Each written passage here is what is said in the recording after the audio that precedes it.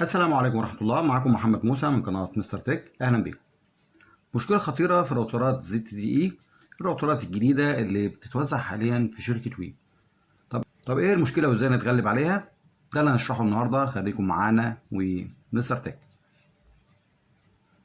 في البداية لو بتتابعنا لأول مرة ما تنساش تضغط سبسكرايب وتشترك في القناة، وما تنساش اللايك الجميل وتفعيل زر الجرس علشان يوصلك كل ما هو جديد من قناة مستر تك.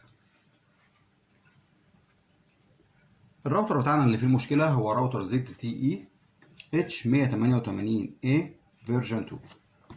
ده شكل الراوتر.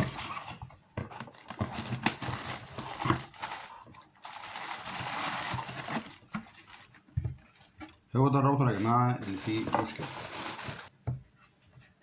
الراوتر ده يا جماعة على فكرة لسه جديد. طب ايه مشكلته؟ تعالوا كده نوصله ونشوف. ده كده الباور بتاعنا.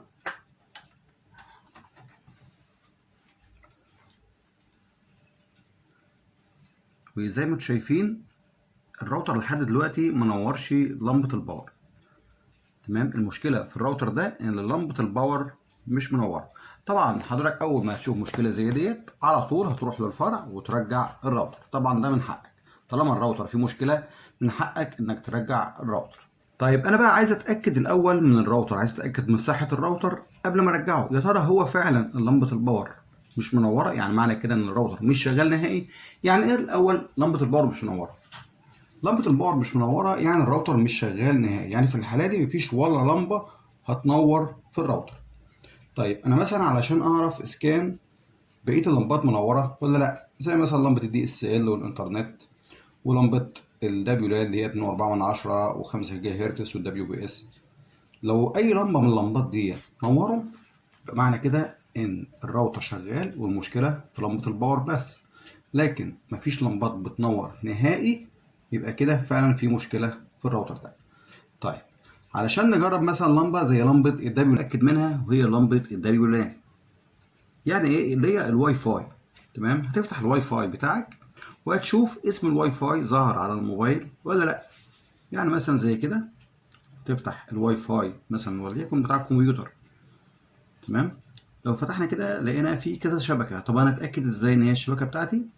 هاجي على ظهر الراوتر واشوف اسامي او اسم الشبكة بتاعتي. هي هنا موجودة اهيت، اخرها F8. طيب دي موجودة؟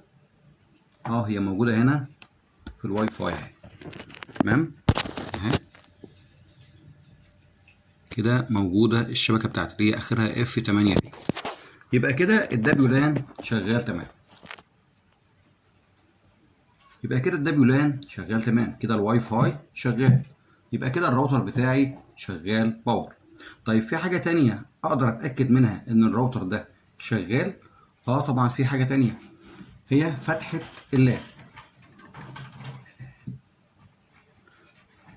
عندي هنا 4 فتحات لان. لو جبت السلك، انا بيبقى معايا في الكرتونة اللي هو السلك الاصفر، سلك النت اللي هو زي ده. انا مثلا في فتحة زي لان 2 وهوصل الطرف التاني في الكمبيوتر بتاعي او في اللابتوب. لمبة اللان نورت. طيب وهنا هنا فعلا هو ابتدى يلقط اشارة. تمام. يبقى كده في حاجتين بيعرفوني ان الراوتر شغال، اللي هي الدبليو لان او الواي فاي، والسلك اللي هو فتحة اللان. طيب افرض ان انا ما عنديش كمبيوتر او لابتوب، هتأكد من فتحة اللان ازاي؟ هتجيب السلك بتاعك ده وزي ما انت كده مركب في اي فتحة منهم، ولتكن لان 2، وهجيب الطرف التاني وهوصله في اي فتحة تانية، وليكن كده لان 4 مثلا، وليكن لان 4. لو بصينا كده هنلاقي ان اللمبتين نوروا، لمبة اللان 2 واللان 4. يبقى ده معناه ان فعلا الراوتر بتاعي شغال. طيب كل ده كده انا اتأكدت ان الراوتر خلاص بتاعي هو الحمد لله سليم وشغال. بس طبعا ما هواش سليم، انا طبعا لحد دلوقتي مش متاكد ان الراوتر بتاعي سليم 100%. طيب اتاكد ازاي؟ اجرب بقى الراوتر بتاعي واشوفه فعلا شغال وهيلقط معايا انترنت ولا لا. تعالوا بقى سوا نعمل الاعدادات الاوليه ونشوف هل يا ترى الراوتر هيشتغل معانا فعلا ولا لا.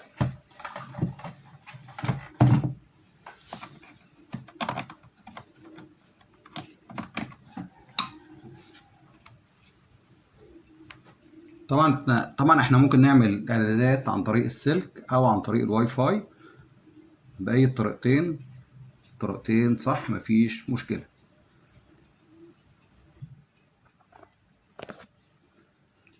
نبتدي بقى الاعدادات.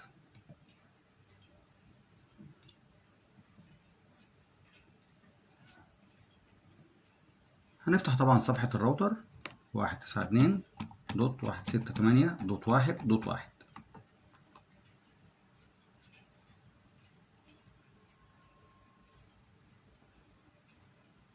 طبعا هنا اعدادات متقدمه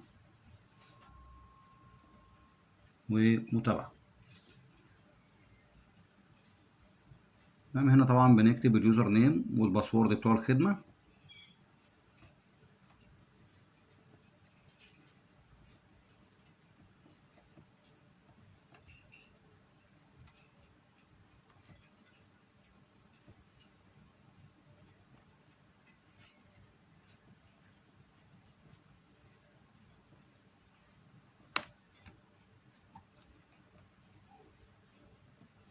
بعد كده نيكست. هنا طبعا اليوزر نيم والباسورد بتوع الواي فاي هسيبهم طبعا زي ما هما، مش مشكله دلوقتي اغيرهم، ممكن ابقى اغيرهم بعد ما اتاكد من سلامه الراوتر. نضغط نيكست ونيكست وفي الاخر طبعا فينش. طبعا كلنا عارفين الاعدادات ديت وحافظينها وعملنا عليها اكتر من فيديو. كده هو زي ما انتم شايفين صفحه الراوتر بتفتح معايا طبيعي جدا، يعني معنى كده ان الراوتر يعني لحد دلوقتي مفيش فيه اي مشكله ظهرت. هنوصل طبعا كابل الدي اس ال، نشوف بقى الخدمه بتاعتنا.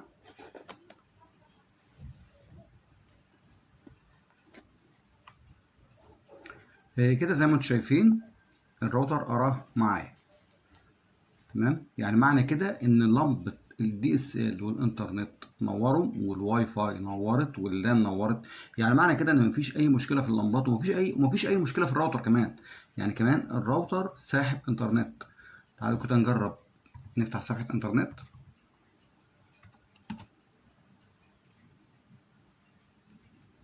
زي ما انتم شايفين كده يعني الراوتر شغال كويس جدا وساحب انترنت ومفيش فيه اي مشكله. امال ايه المشكله بقى وليه لمبه الباور مش منوره؟ هي على فكره لمبه الباور منوره بس النور بتاعها خفيف جدا، النور بتاعها ضعيف جدا جدا جدا. يعني مثلا انا لو يعني ظللت عليه شويه كده ممكن يعني النور بتاعه ينور. يعني شوف لو بصيت لللمبه اللي عماله تنور وتطفي ديت اللي هي لمبه الانترنت اهي، حضرتك لو خدت بالك هتلاقيها نورت. طيب ثواني برضو هطفي النور.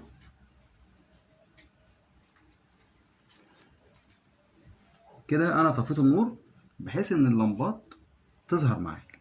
كده اللمبات فعلا ابتدت يظهر الاضاءه بتاعتها. هي الاضاءه على فكره خفيفه جدا، الإضاءة خفيفة جدا، لكن في إضاءة موجودة وفي لمبات بتنور وبتعرفك من سلامة الراوتر.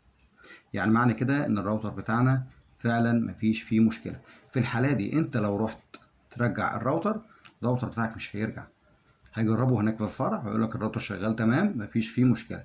فالأفضل إن حضرتك تتأكد من الراوتر مليون المية قبل ما تروح ترجعه أو قبل ما تقول إن هو فيه مشكلة.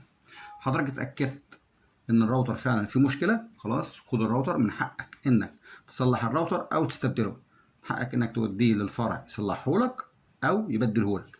اما في حاله ان الراوتر ما فيش فيه مشكله فطبعا لا يمكن هيبدل لك الراوتر ولا هيصلحه، هيقول لك الراوتر تمام، هو ما فيش فيه مشكله. حضرتك قبل ما تعمل اي خطوه زي ديت اتاكد ان الراوتر بتاعك تمام ولا لا. طيب مشكله زي اللي احنا فيها دي دلوقتي اللمبات منوره بس النور خفيف، ده معناه ان انا اروح ابدل الراوتر؟ لا طبعا، كده حضرتك ما تبدلش الراوتر ولا حاجه، واشتغل على الراوتر طبيعي جدا ومفيش اي مشكله. وما تخافش، اي مشكله هتحصل دايما هتلاقي مستر تك جنبك، دايما مستر تك عنده الحل.